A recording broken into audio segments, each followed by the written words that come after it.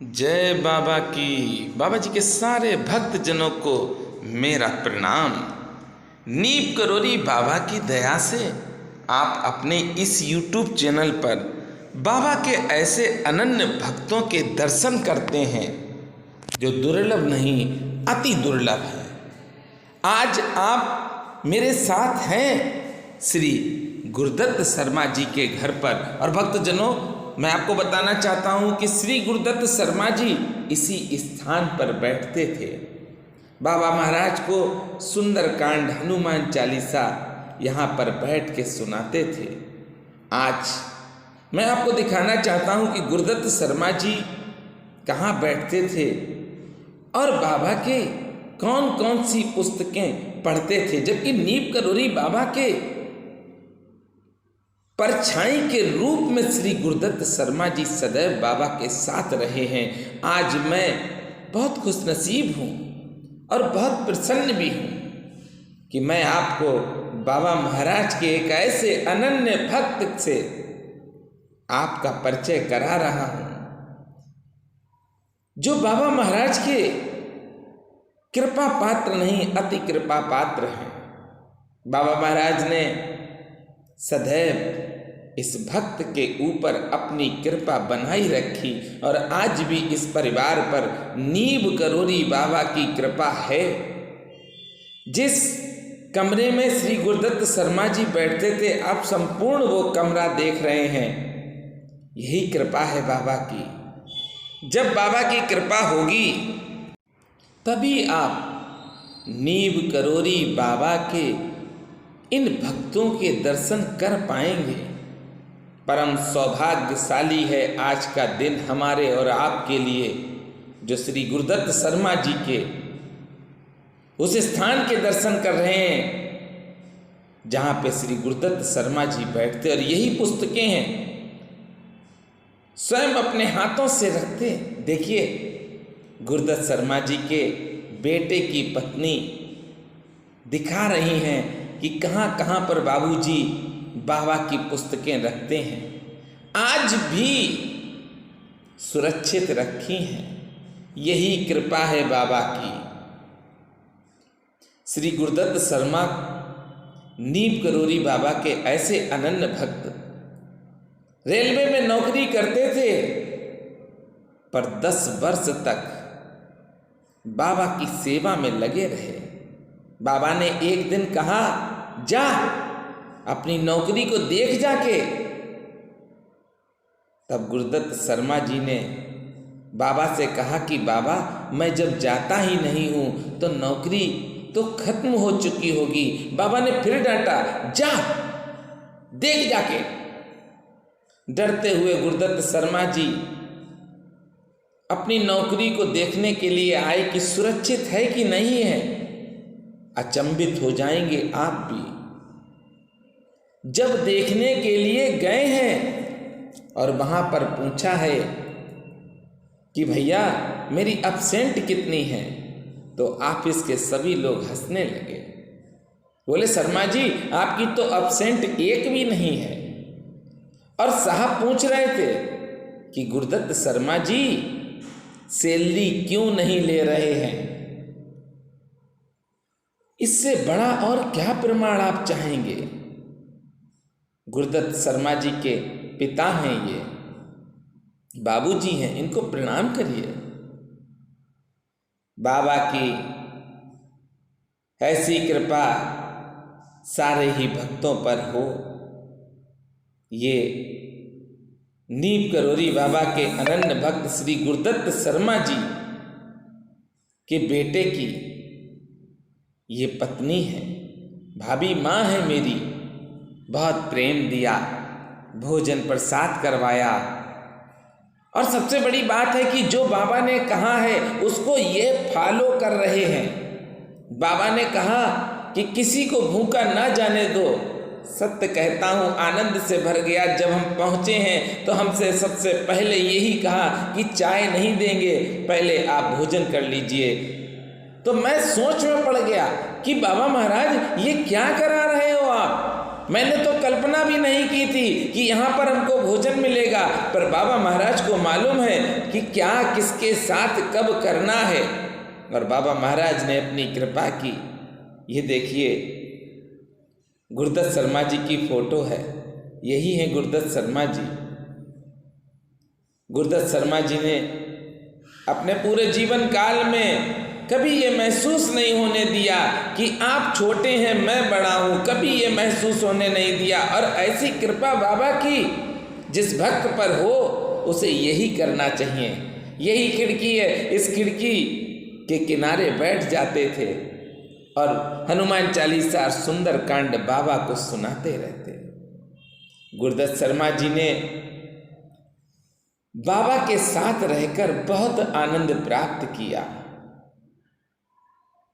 इतना आनंद प्राप्त किया कि उस आनंद को हम सब भी आज प्राप्त कर रहे हैं। ये पूरी कॉलोनी मैं आपको दिखा रहा हूँ, गुरुदत्त शर्मा जी का निवास पहले तो रेलवे में था, उसके बाद गुरुदत्त शर्मा जी यहाँ पर आ गए और यहाँ पर रुके। गुरुदत्त शर्मा जी ने अपना पूरा जीवन इसी मकान में ही रहकर काटा, अपने बहू अपने बेटे के साथ, अपनी पत्नी के साथ, और बेटियों ने भी गुरुदत्त शर्मा जी को बहुत प्रेम दिया। 6 बेटियां गुरुदत्त शर्मा जी की हैं। आज आप देख रहे हैं कि कहाँ कहाँ पर गुरुदत्त शर्मा जी बाबा की किताब, बाबा की फोटो अपने साथ रखते थे, आज भी सुरक्षित हैं। यही प्रेम है, माता पिता से प्रेम। आज गुरुदत्त शर्मा जी का शरीर नहीं है, पर गुरुदत्त शर्मा जी आज भी हैं, क्योंकि बाबा का कोई भी भक्त जो बाबा की बातों को मानता है, जो बाबा को जानता है, वह मरता नहीं है, वह बाबा के श्री चरणों में रहता है। और जो बाबा की बात को नहीं मानता है वह मरता है, वह बाबा के श्री चरणों में स्थान नहीं पाता है। यही स्थान है, इसी स्थान पर गुरुदत्त शर्मा जी बैठते थे। आज आप सब देख रहे हैं, यही आनंद है जीवन का। अरे दुख कौन होता है, दुख क्या है, दुख कैसे आता है, बड़े ध्यान से सुनिए आप। दुख तभी होगा आपको अपने जीवन में जब भगवान का स्मरण ना हो। दुख तभी होता है जब आपके कदम तीर्थ की तरफ ना जाएं। ये तो सुंदरकांड में स्वयं कहा गया है, इसीलिए कभी दुख नहीं लाना अपने जीवन में। इसका मतलब है कि कभी भगवान का नाम आपके जीभ से ना निकले, ऐसा दिन अपने जीवन में नहीं लाना। गुरुदत्त शर्मा जी के घर जब बाबा महाराज आते तो बाबा महाराज बड़े प्रसन्न होते थे। गुरुदत्त शर्मा जी के घर में जिस जगह पर बाबा बैठते थे, जिस तख्त पर बैठते थे, आज मैं आपको दिखा रहा हूं कि बाबा महाराज जिस तख्त पर बैठते थे आज भी सुरक्षित है। यही कृपा है बाबा की। ऐसी दया तो बहुत कम भक्तों पर होती है। और सबसे बड़ी बात है, कोई भी भक्त अगर गुरुदत्त शर्मा जी के पैर छूता था कि इस रूप में कि गुरुदत्त शर्मा जी बड़े हैं, तो वह मना कर देते थे। आज एक फैशन बन गया है कि मैं बाबा का सेवक हूं तो सब लोग मेरे पैर छुओ। यही है नीम करोरी बाबा और यही है गुरुदत्त शर्मा, दोनों लोग एक साथ आप देख रहे हैं।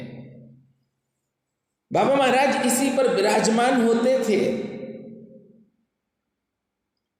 बाबा महाराज जिस तख्त पर बैठते थे उस तख्त का प्रारूप बदल दिया बेटे ने और बेड बनवा लिया। प्रसाद रूप में सबको बैठने का भी आनंद प्राप्त होता है और बाबा की कृपा भी प्राप्त होती है। यही है जीवन। पूरे घर में आप देखेंगे गुरुदत्त शर्मा जी के तो बाबा महाराज ही मिलेंगे। गेट से घुसेंगे तो बाबा महाराज, अंदर जाएंगे तो बाबा महाराज, किचन में जाएंगे तो बाबा महाराज। बाबा महाराज ही बाबा महाराज हैं। यही कृपा है, जो बाबा के रंग में रंगा है उसी पर बाबा की कृपा है। आप ये मत कहिए कि मुझ पर कृपा है, आप पर कृपा होगी तो खुद पता चल जाएगा। जिस दिन बाबा की कृपा जिस भक्त पर होगी उसके लिए ना कोई बड़ा होगा ना कोई छोटा होगा, एक समान होगा, समभाव में देखेगा वो। ये मंदिर है, गुरुदत्त शर्मा जी यहीं पे बैठ के पूजा करते थे। उसके बाद मैंने आपको दिखाया कि उस स्थान पर बैठ जाते थे और वहाँ से बाबा महाराज को याद करते थे। आज बाबा की दया से मैं आपको मिलवा रहा हूँ। यही तख्त का प्रारूप बदल दिया गया है और सोफा बन गया है। बाबा महाराज इसी तख्त पर विराजमान होते थे। बाबा महाराज ने तो गुरुदत्त शर्मा जी को जितना दिया है शायद ही किसी को उतना प्राप्त हुआ हो जितना गुरुदत्त शर्मा जी को प्राप्त हुआ, क्योंकि गुरुदत्त शर्मा जी ही एक ऐसे बाबा के अनन्य भक्त रहे जिन्होंने नीब करोरी बाबा का विग्रह कानपुर मंदिर में स्थापित करवाया। किसी ने भी नहीं करा पाया। तब गुरुदत्त शर्मा जी ने ही नीब करोरी बाबा का विग्रह, नीब करोरी धाम आज हो गया है, क्योंकि बाबा महाराज जिस स्थान पर पहुंच जाते हैं नीब करोरी धाम ही कहा जाता है। पनकी में बाबा का ये दिव्य स्थान है। गुरुदत्त शर्मा जी बाबा के ऐसे कृपा पात्र रहे कि चाहे आप कभी भी मिलें वो याद रखते थे आपका क्या नाम है। यही कृपा है साक्षात। और देखिए बाबा की चर्चाएं चल रही हैं। मेरी बेटी बैठी है और गुरुदत्त शर्मा जी के बेटे की पत्नी बैठी हैं। ये नाश्ता भी दिया हमें, नाश्ता भी कराया, भोजन भी करवाया। यही कृपा है बाबा की। बाबा जानते हैं कि किस भक्त को किस चीज़ की ज़रूरत है। हाँ, भूख का टाइम भी हो चुका था, 4 बज चुके थे, तो बाबा महाराज ने प्रसाद रूप में भोजन भी हमारे लिए तैयार करवा दिया। ऐसी कृपा नीब करोरी बाबा की सारे भक्तों पर हो। मैं आपको बहुत जल्दी ही एक पूरी श्रृंखला सुनवाऊंगा माँ से, और मेरे साथ प्रेम से बोलेंगे नीब करोरी महाराज की जय।